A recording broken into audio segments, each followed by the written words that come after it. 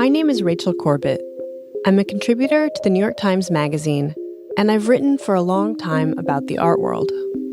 It's a world of very little oversight and transparency, where some of the greatest masterpieces in history are traded among the super wealthy and then locked away in underground bunkers.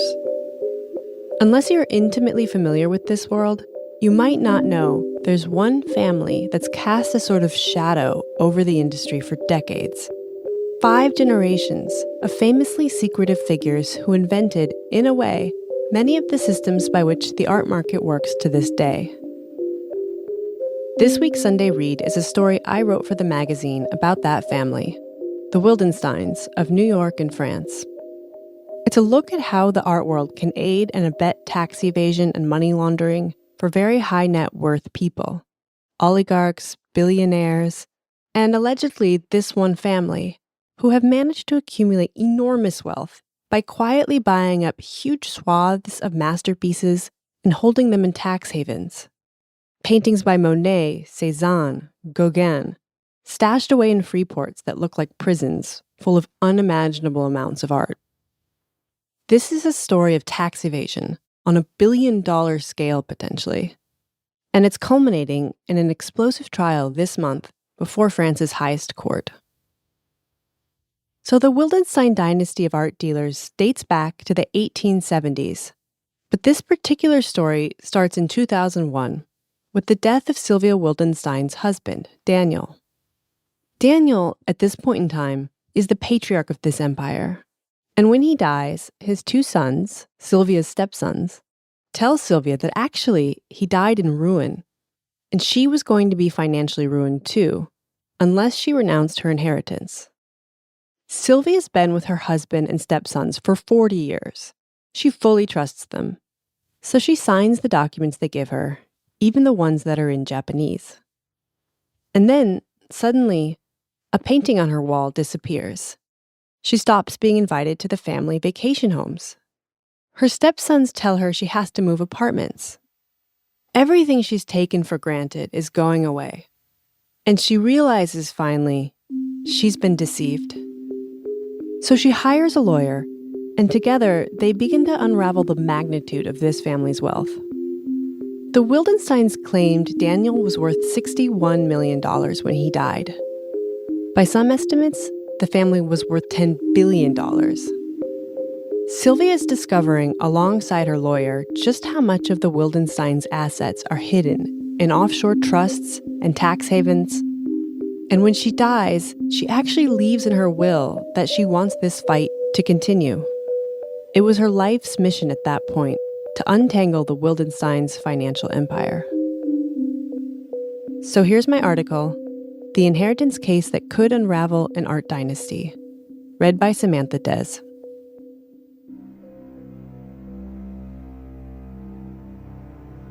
"20 years ago, a glamorous platinum-blond widow arrived at the Paris law office of Claude Dumont Beghi in tears. Someone was trying to take her horses, her babies, away, and she needed a lawyer to stop them. She explained that her late husband was a breeder of champion thoroughbreds. The couple was a familiar sight at the racetracks in Chantilly and Paris. Danielle Wildenstein, gray-suited with a cane in the stands, and Sylvia Roth Wildenstein, a former model with a cigarette dangling from her lips. They first met in 1964 while she was walking couture shows in Paris and he was languishing in a marriage of convenience to a woman from another wealthy Jewish family of art collectors. Danielle, 16 years Sylvia's senior, already had 2 grown sons when they met, and he didn't want more children. So over the next 40 years they spent together, Sylvia cared for the horses as if they were the children she never had. When Danielle died of cancer in 2001, he left her a small stable. Then, one morning, about a year later, Sylvia's phone rang. It was her horse trainer calling to say that he had spotted something odd in the local racing paper Paris Turf. The results of Sylvia's stable were no longer listed under her name.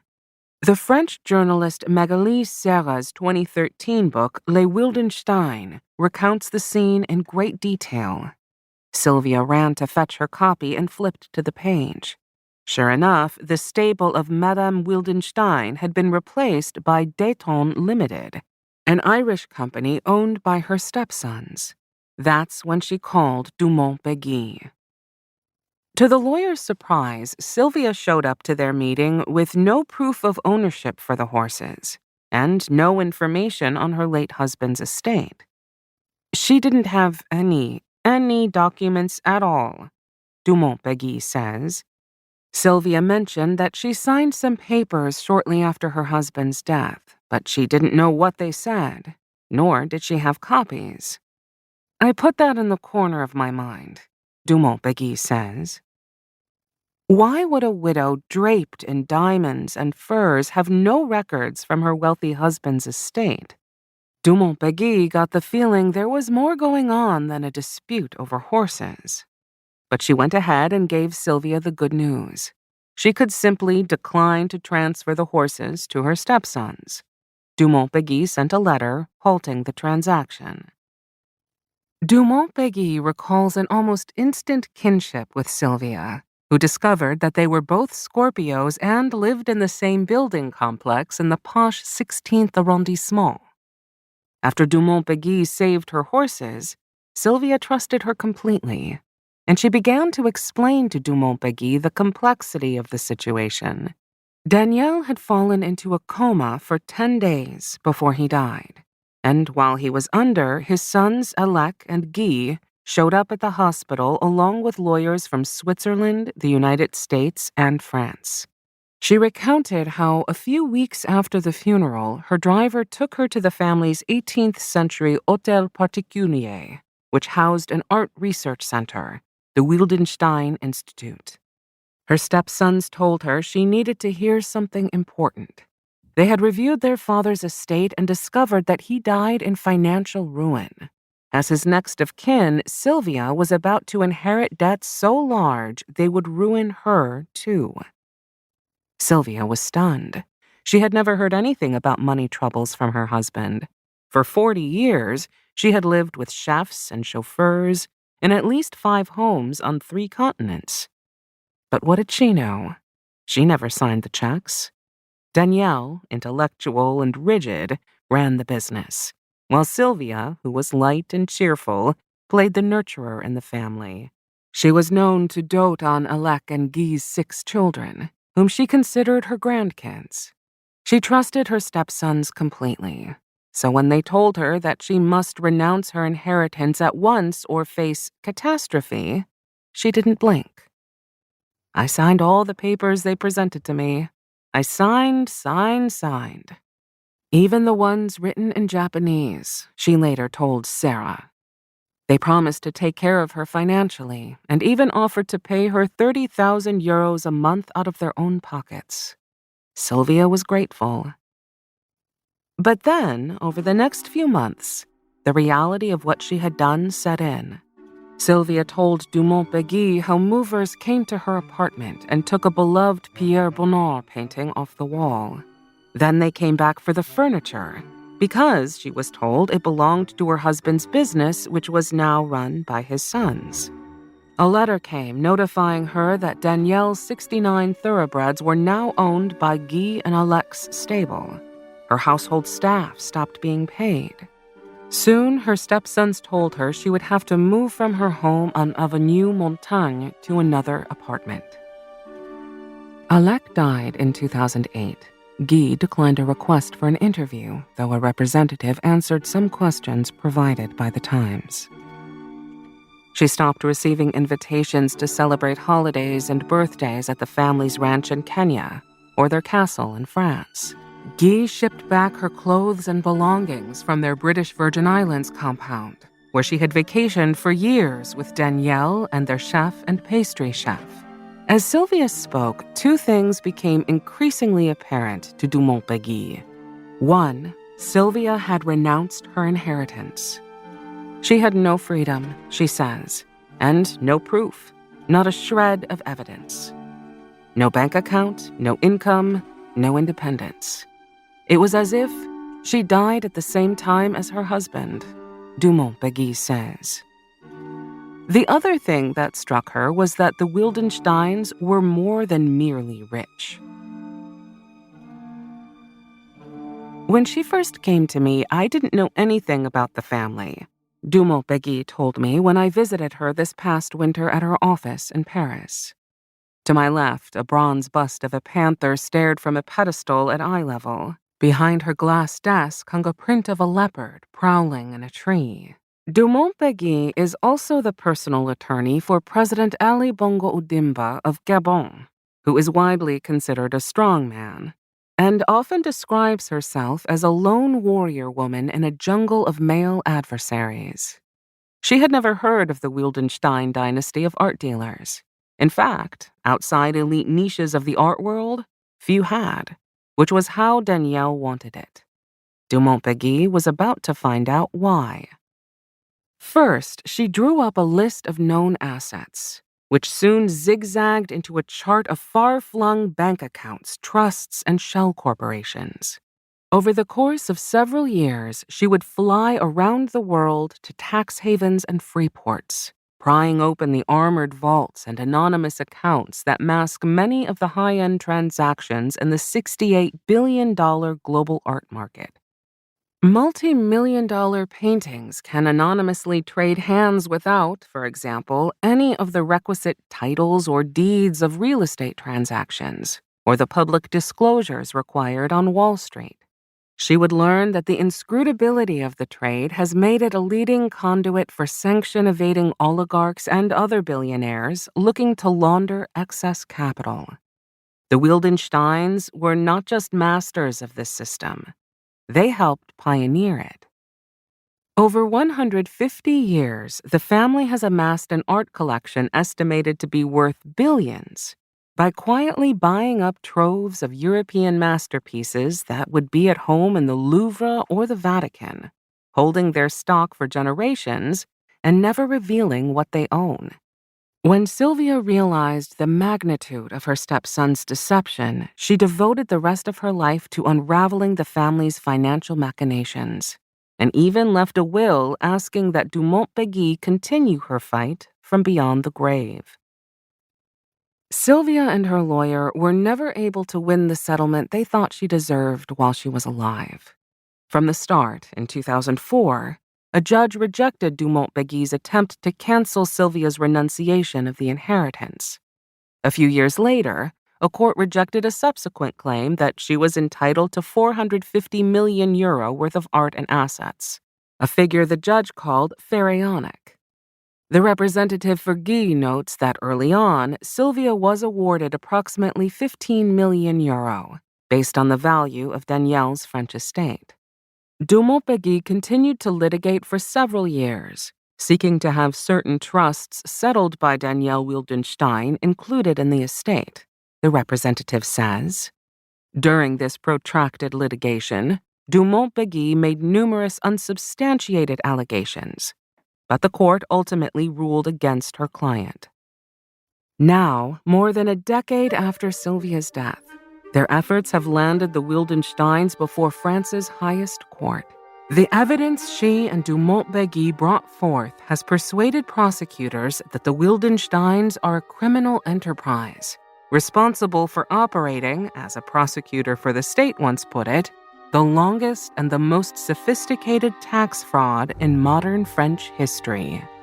A trial this September will determine if the family and their associates owe a gargantuan tax bill. The last time prosecutors went after the Wildensteins, several years ago, they sought €866 million, €616 million in back taxes, and a €250 million fine, as well as jail time for Guy. The consequences could do more than topple the family's art empire. The case has provided an unusual view of how the ultra-wealthy use the art market to evade taxes, and sometimes worse. Agents raiding Wildenstein vaults have turned up artworks long reported as missing, which fueled speculation that the family may have owned Nazi-looted or otherwise stolen art, and spurred a number of other lawsuits against the family in recent years. Financial distortions have saved the family hundreds of millions of dollars, prosecutors allege. But their treatment of Sylvia could cost them far more, and perhaps lead to the unraveling of their dynasty.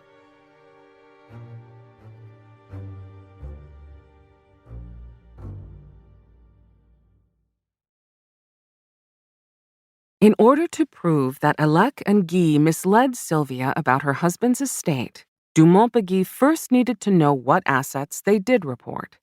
But because Sylvia had renounced her inheritance, she didn't even have a right to that information.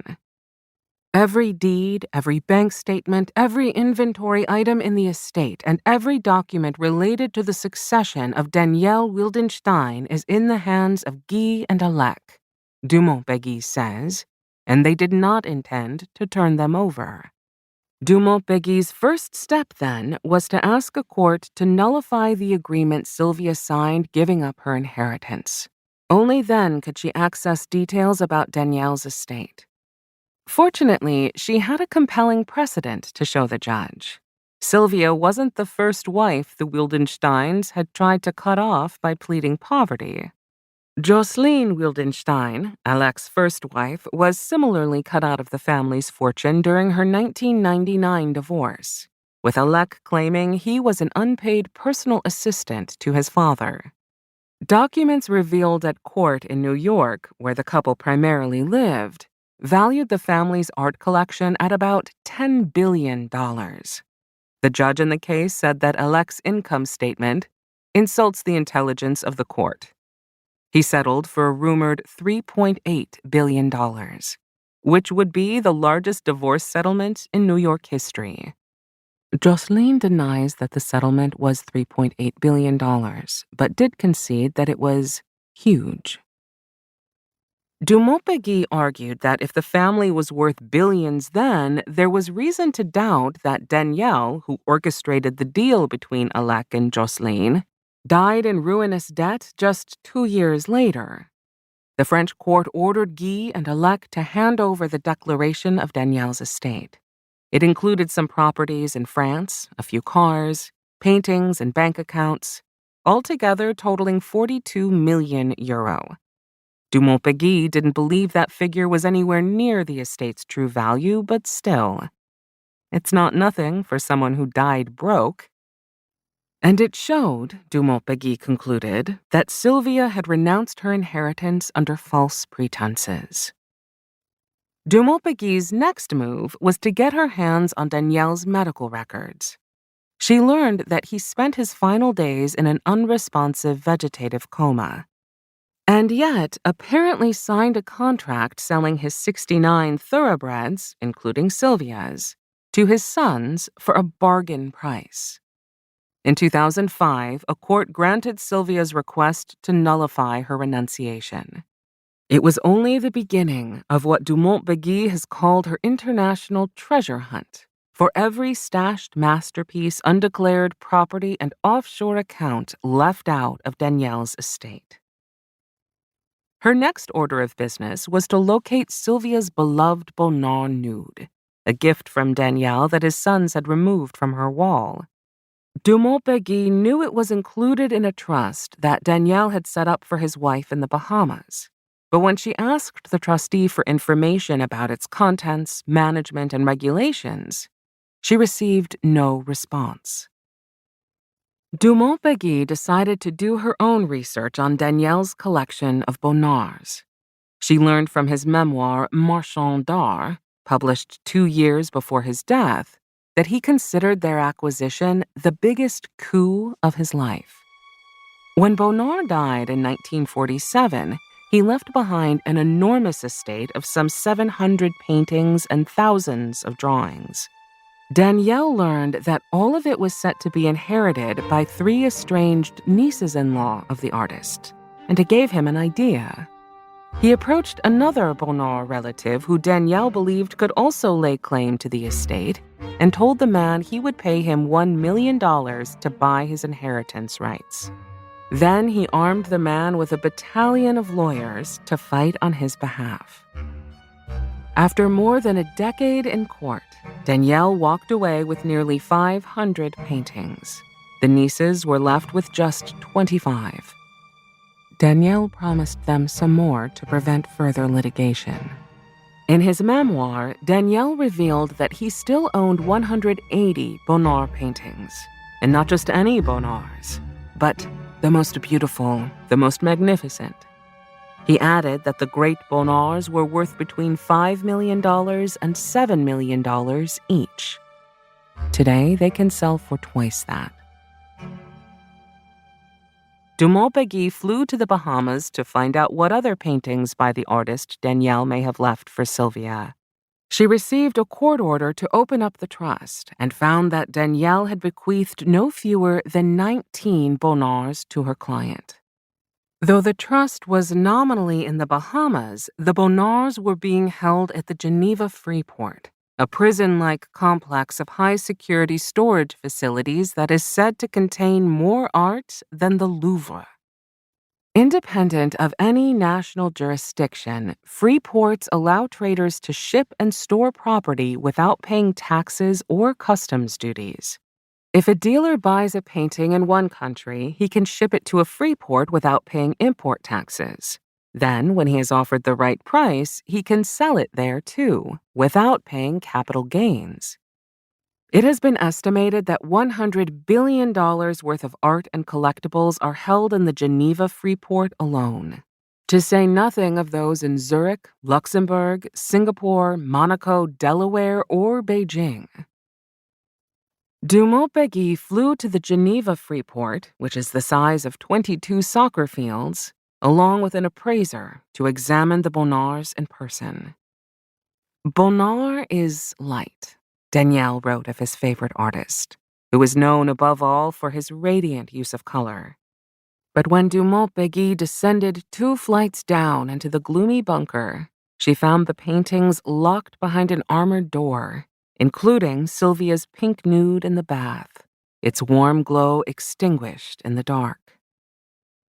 An acquaintance in the art world explained to Dumont Beghi that hundreds, if not thousands, of Wildenstein works are held in museums, but that the labels often identify their owners simply as private collection.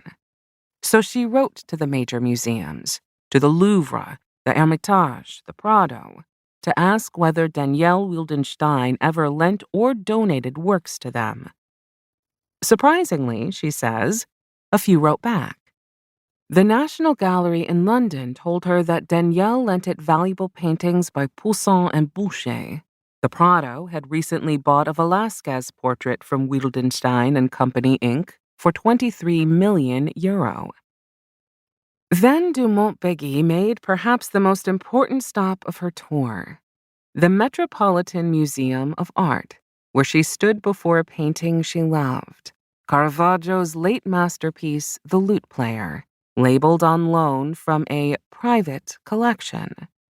She searched the New York State Department's records to see whether Wildenstein and Co. had ever borrowed money using works in its collection as collateral. Dozens of names were listed. Cézanne, David, Degas, Manet, Monet, Matisse, Rembrandt, Picasso, and Rodin among them. And then there it was. The Lute Player, valued at upward of $100 million. At that point, she realized the company is titanic.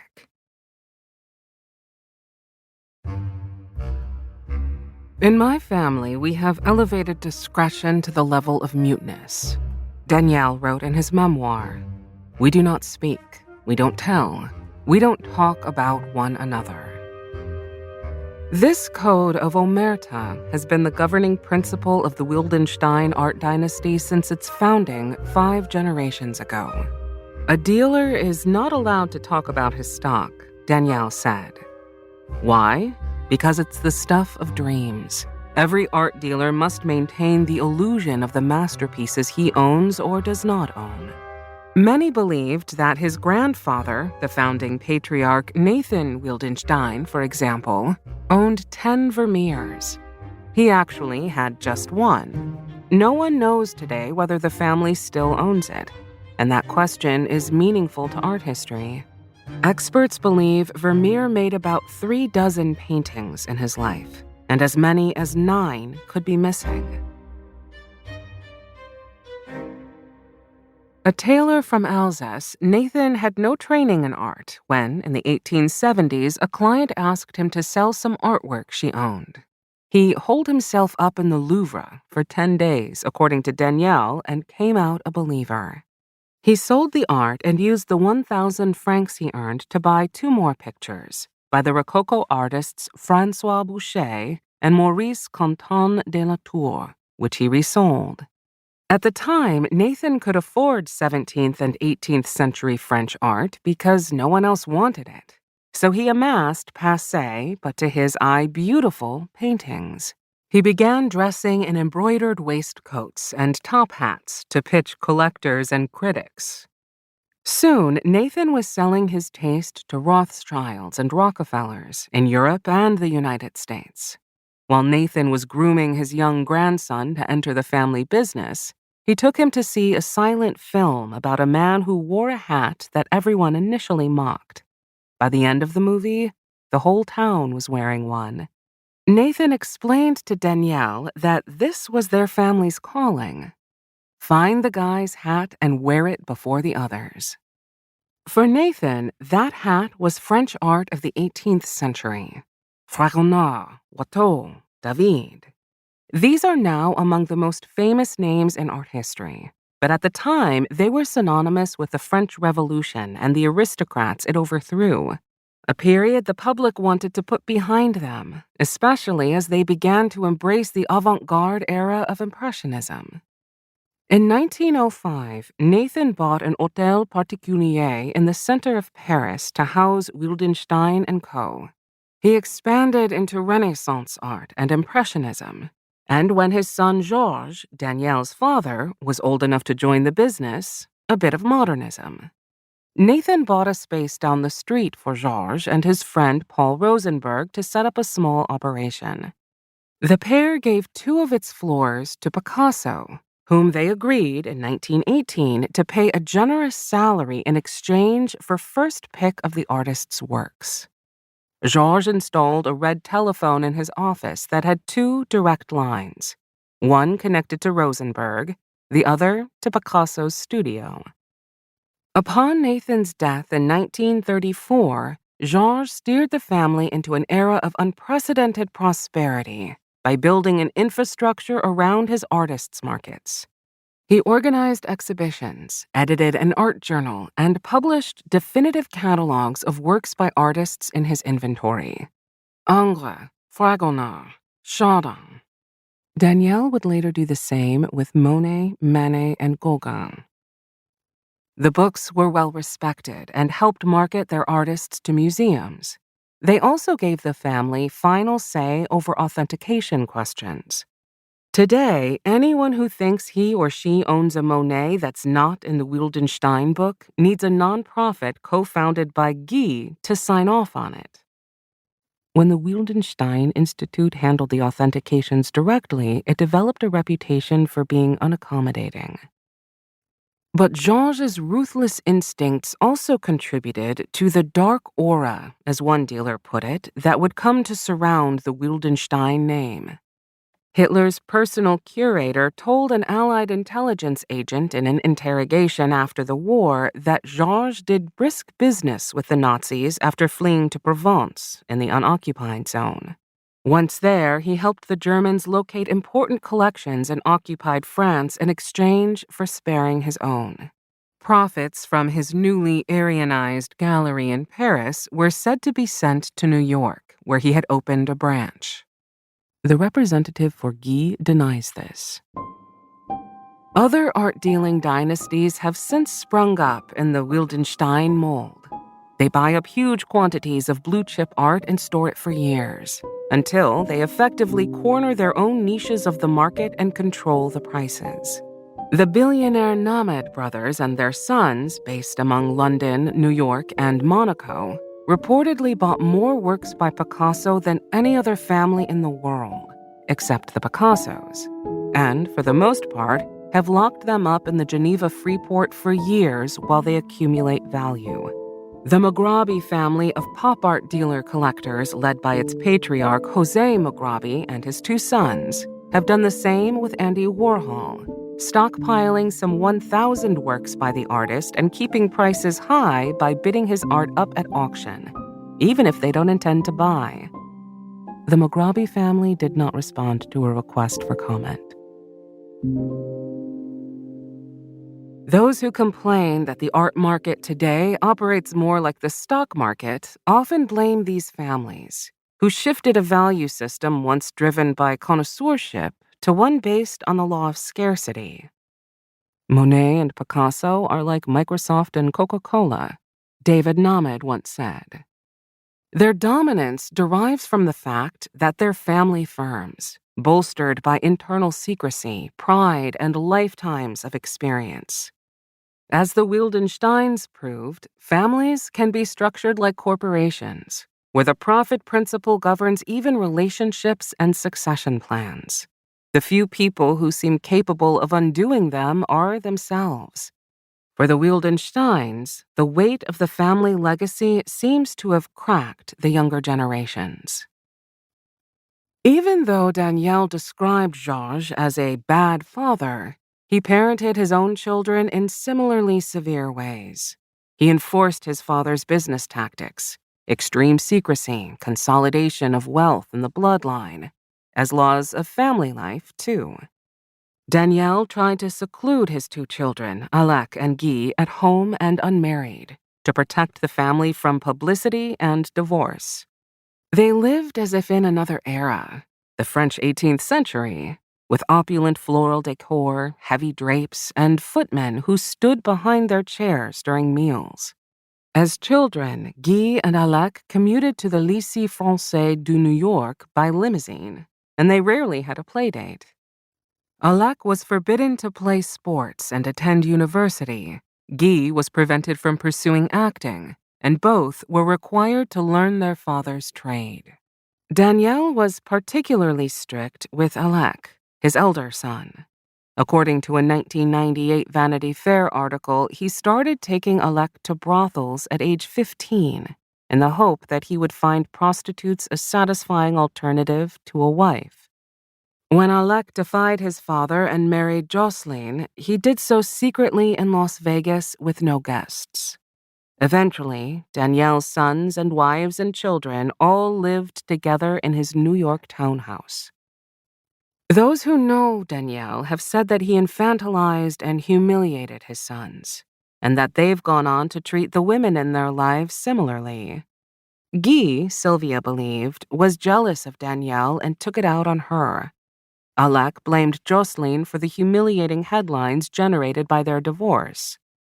The New York Post dubbed her the Bride of Wildenstein for her apparently extensive plastic surgeries. Alec, who wore bold pinstripe suits, was the flashier brother.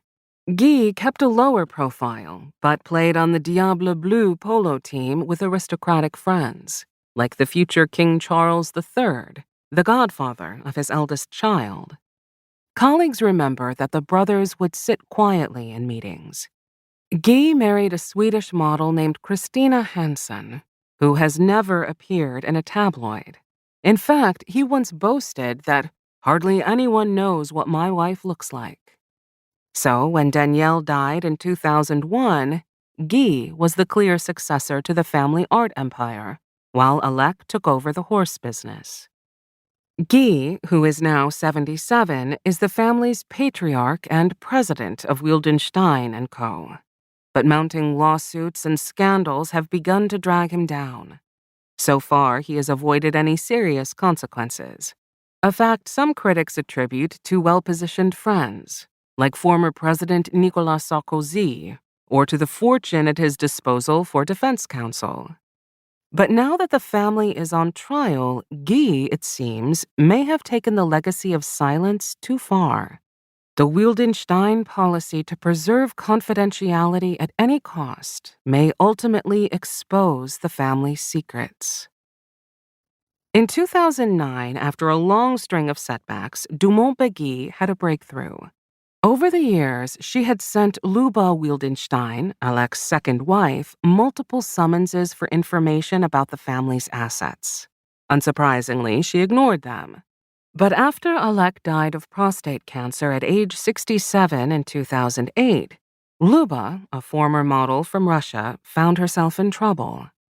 According to Sarah's book, Alec owed €12 million in back taxes, and his father's estate was still tied up in litigation with Sylvia.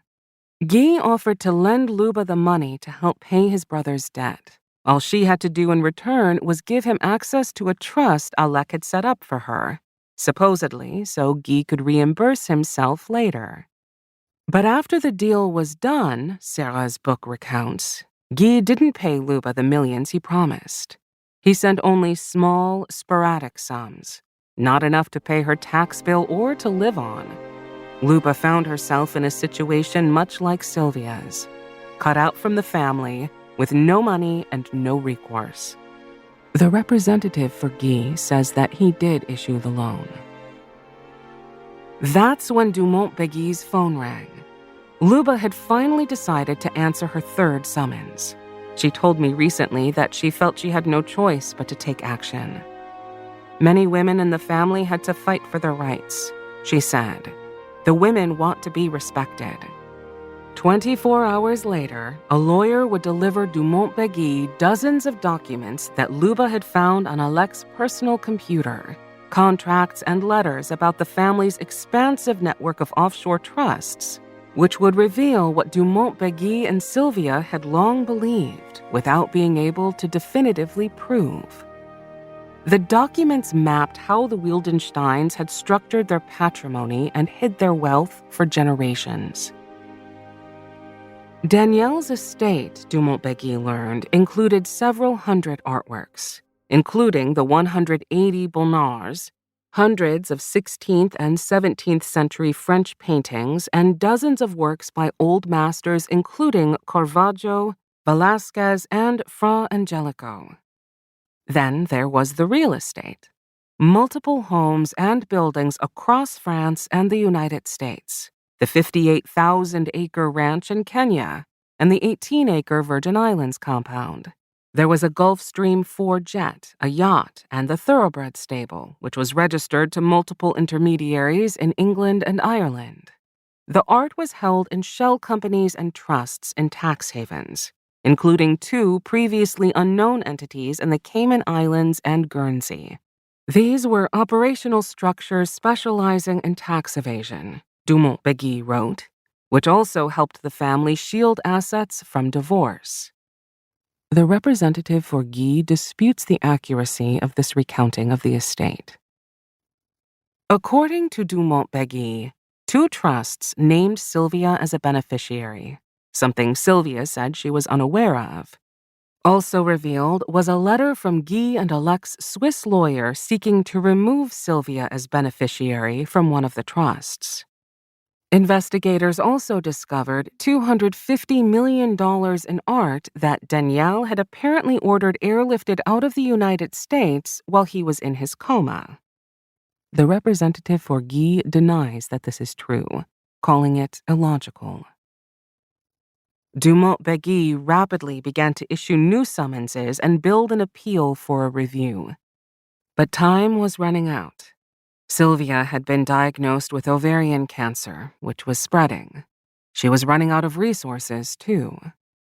"I have no more money," Sarah recounted her saying. "This procedure has brought me to my knees." She had paid more than €10 million in legal fees over the past 8 years and had resorted to pawning her jewelry and relying on help from wealthy friends. In her final interview, she said of her stepsons, "They robbed me, and now they are waiting for me to die." Dumont Beghi continued on, believing that Sylvia was entitled to a settlement of $300 million.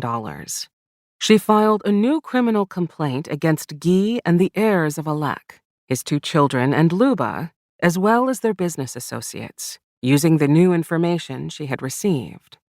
To her surprise, this time the government responded.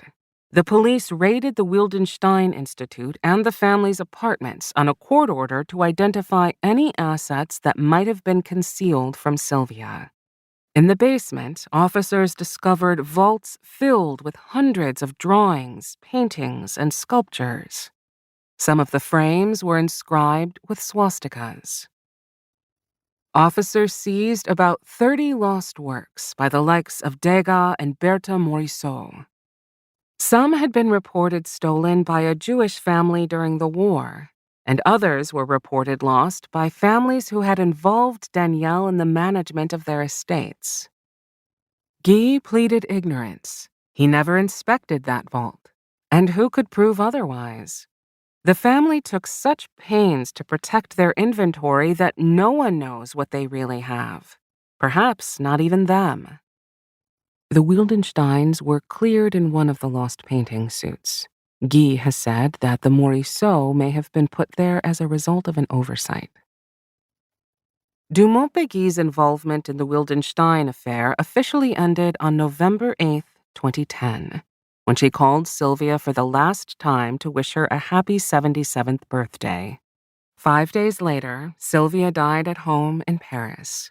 She was buried in the Wildenstein tomb next to her husband, but Guy had her maiden name, Roth, etched into the marble tombstone. Without a client, Dumont Beghi's case was closed for good. But the lawsuit was far from over for Guy, as the state picked up where Dumont Beghi left off.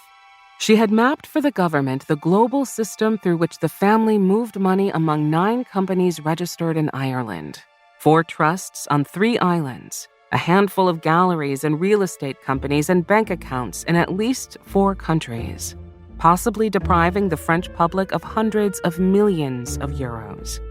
In addition to the Swiss freeport and the Paris vault, they had art in a nuclear bunker in the Catskills, a former fire station in New York, and many other far-flung places. I mean, there are pictures I have never seen that my great-grandfather bought. Alec told Vanity Fair in 1998. They were, he said, in vaults and crazy places, in back of other things. Over the next decade, the Wildenstein tax case wound its way through the French courts. At the same time, public outrage over tax loopholes for the wealthy was growing, and the government passed what is popularly known as the Wildenstein Law to crack down on tax evasion via foreign trusts. Still, the family won 2 controversial acquittals, first in 2017 and then again in 2018.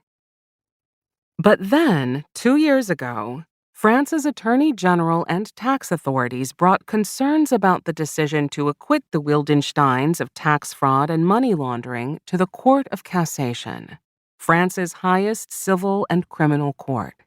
The lead judge in the 2017 case had said that the family displayed a clear intention to hide their wealth, but the tribunal let them off because, at the time, foreign trusts fell into a legal gray area. In reopening the case, the Court of Cassation disagreed, saying the lower court disregarded the facts. It's really uncommon, Dumont Beghi says of the upcoming retrial. She believes the path to victory will be much tougher for Guy and his co-defendants this time. Prosecutors will argue that the Wildensteins were, in fact, required to report their foreign trusts at the time of Danielle's death and later Alec's. They also contend that the trustees improperly took orders from the family in violation of the rules of irrevocable trusts, which must be independently managed. The extreme lengths to which the family went to obscure their wealth led French media to dub them the Impressionists of finance. But in reality, many of their practices are commonplace in high levels of the art trade, which a 2020 U.S. Senate subcommittee called the largest legal unregulated market. Unlike financial institutions, art businesses are not expressly subject to the Bank Secrecy Act, which requires firms to verify customers' identities, report large cash transactions, and flag suspicious activity. A study from the U.S. Department of the Treasury last year cited a figure estimating that money laundering and other financial crimes in the art market may amount to about $3 billion a year. Britain and the European Union, however, have implemented anti-money laundering regulations that require stricter due diligence in art transactions there. According to a report by Art Basel and UBS, auction houses did about $31 billion in sales last year. They say that they know who their clients are, but those may just be the names of art advisors or other intermediaries, and collectors' insistence on anonymity, long framed as genteel discretion, hasn't budged. The buyer of the most expensive artwork ever sold at auction, Leonardo da Vinci's $450.3 million Salvator Mundi, registered at Christie's a day before bidding with a $100 million down payment, identifying himself as one of 5,000 princes in Saudi Arabia.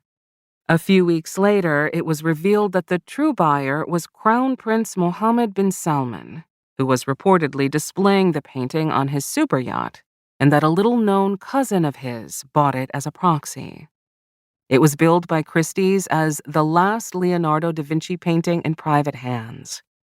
But it's only the last Leonardo until someone reveals another one, like the Madonna and Child the Wildensteins sold in 1999 to an anonymous collector, who is still believed to own it.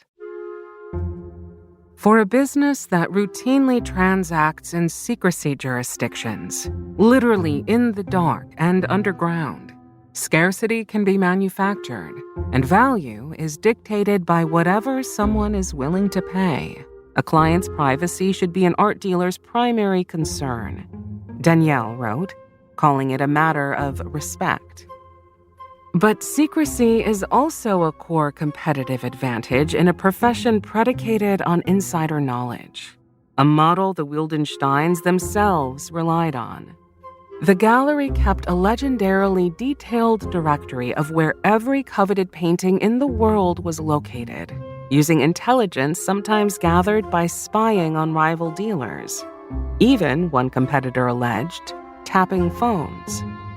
That system of ultra-insular knowledge and extreme scarcity is why, today, the dealers who bought Salvator Mundi for $1,175 at a New Orleans auction house were able to resell it for a reputed $80 million, and then, in the span of 5 years, see it flipped for $127.5 million to the collector who ultimately sold it to the Saudis for the record-breaking $450 million.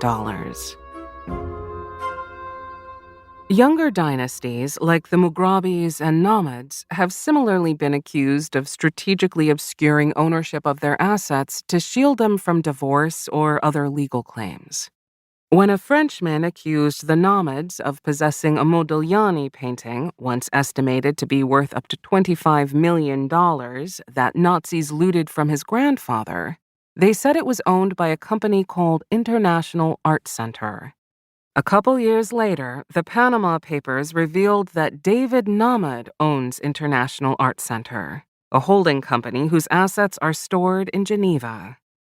A representative for the Namid collection says the case has no merit.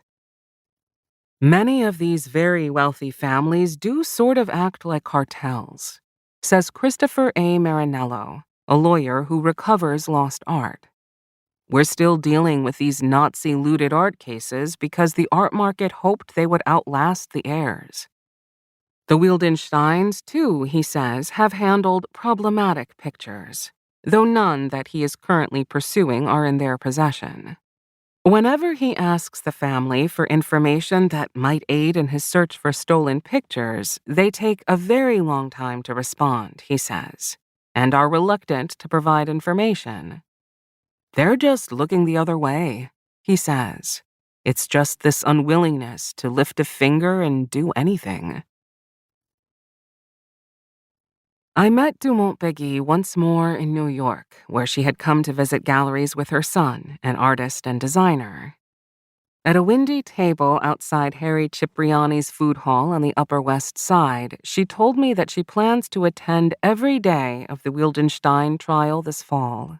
It will finally mark the end of the defining case of her career. "It's my professional life, it's my personal life," she said. "I start something, I finish it. I will go every day. I want to see it through."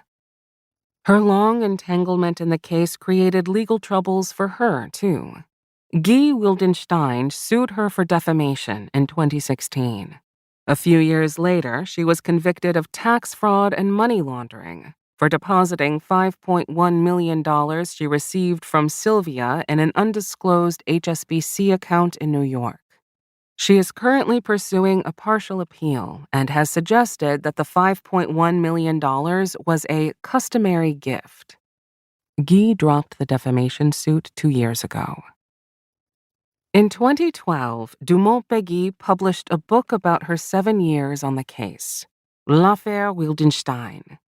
In the opening lines, she describes it as a story of two women alone facing the establishment, run by privileged and powerful men like the Wildensteins, a universe where women are omitted.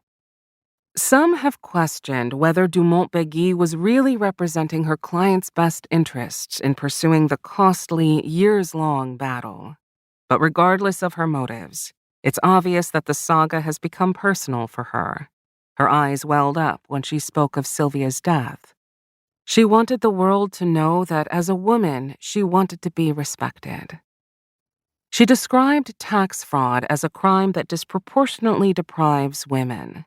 This is what she and Sylvia were fighting for. "It may be hard to understand the depth of our relationship," she told me. With a potential billion-dollar guillotine hanging over its neck, the House of Wildenstein is in unprecedented peril. Even before this latest legal trouble, its influence waned for years, as the market for the historical art it sells declined and museums are by now fully stocked. As Daniel reached his 8th decade, he started waking up in the mornings asking himself, "How long are we going to last?" The profession his family dominated for most of the 20th century had been overtaken by a new guard of contemporary art dealers selling status baubles to Wall Street millionaires. These collectors weren't interested in Rococo or neoclassical art. They were spending millions on living stars like Damien Hirst, whose market the advertising tycoon Charles Saatchi has dominated since he bought up vast quantities of the artist's early work. Danielle tried to get in on the frenzy by forming a joint venture with Pace Gallery in 1993.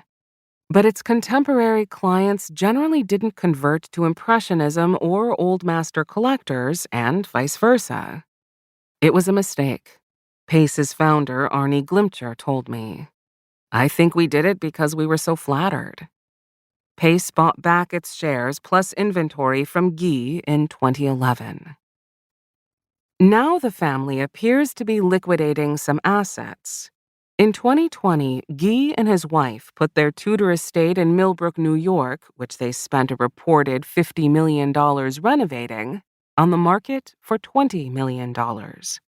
Around the same time, their son, David, and his wife, the jewelry heiress Lucrezia Bucciolati Wildenstein, listed their Connecticut equestrian compound for $6.9 million.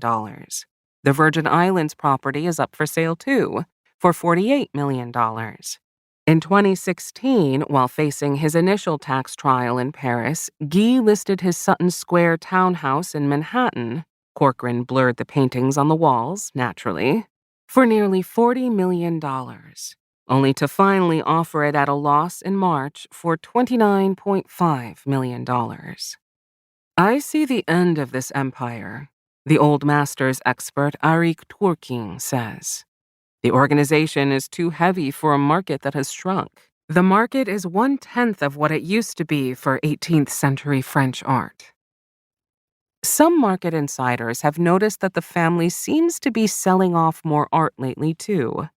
Though paintings are often sold at auction anonymously, provenance histories can reveal ownership information. In the past 2 years or so, they sold a lot of paintings at auction at Christie's not under their own name, says Robert Simon, one of the old masters dealers who rediscovered Salvator Mundi. But when they're cataloged, you can see that they're shown by Wildenstein in previous shows or were acquired here and there. He adds, and then they've kind of shed their staff as well. The mass liquidation of assets suggests that the family could be anticipating a large expenditure, like an overdue tax bill. In 1932, Georges Wildenstein hired the society architect Horace Trumbauer to design the family's majestic limestone gallery on East 64th Street, with marble floors, gilded wood paneling, and lead vaults.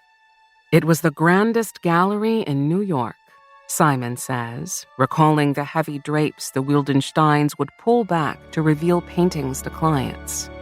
It's where they sold one of Raphael's most treasured Madonnas, Caillebott's iconic cityscape Paris Street Rainy Day, and Cézanne's largest and most lyrical Bathers.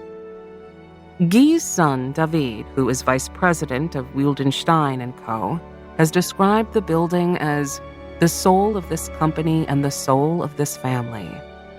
Yet he helped sell it in 2017 for $79.8 million, then the highest price ever paid for a townhouse in New York. The contemporary art gallery LGDR has since taken occupancy of the space, while Wildenstein & Co. has moved into a 15-story commercial building in Midtown, open by appointment only. It's like an office, one dealer told me. A small office.